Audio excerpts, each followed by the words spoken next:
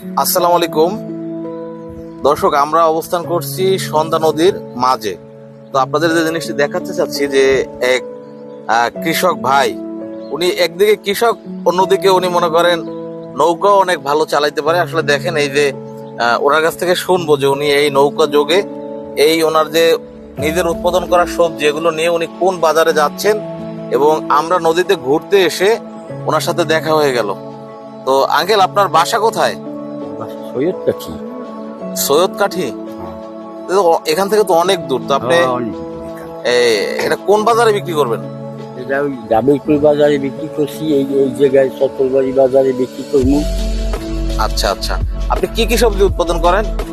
এই কলা, কচু, পেয়ারা আর বিভিন্ন পদের আর কি, কাঁচা সবজি, করলা, কাঁচামরিচ, বিভিন্ন পদের সবজি তৈরি করি। এই আপনার নৌকায় তো কোনো ইঞ্জিন নাই? না, আমার ও। হাত বইতে। হ্যাঁ, আমার নৌকায় কোনো ইঞ্জিন নেই। ইঞ্জিন নাই না?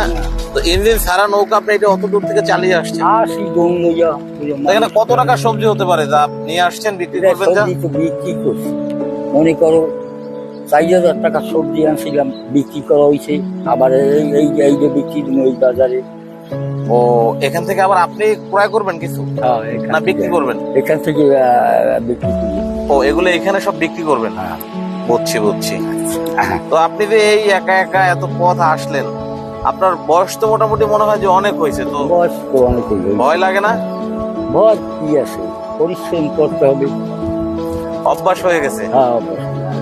তো দর্শক, আসলে আপনারা দেখতে পাচ্ছেন যে আসলে এই যে সন্ধ্যা নদীর মাঝে এই ওনার সাথে আমাদের দেখা হলো। তো কথা বলেও অনেক ভালো লাগলো। উনি আসলে আমাদেরকে সময় দিলেন।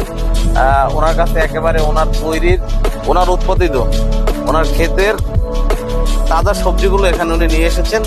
তো আপনাদেরকে আমি দেখাচ্ছি যে ওনার কি কি সবজি উনি নিয়ে আসছেন। যেরকম আপনারা দেখতে পাচ্ছেন যে ওনার ওই যে একটা বলের ভিতরে এখানে পেয়ারা রয়েছে, এবং এটাকে বলে চাল কুমড়া জালি, এবং কাঁচা কলা, সাথে সবরি কলা, এবং এ ধরনের আরো বেশ কিছু সবজি উনি নিয়ে এসেছিলেন। আরো একটা বাজার উনি বিক্রি করেছেন, এবং যা আছে এগুলোই বড়াকোঠা ইউনিয়নের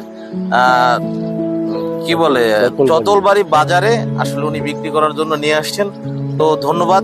আবারও কোনো নতুন ভিডিও নিয়ে আপনাদের কাছে আসছি। ততক্ষণ ভালো থাকবেন। আল্লাহ হাফিজ।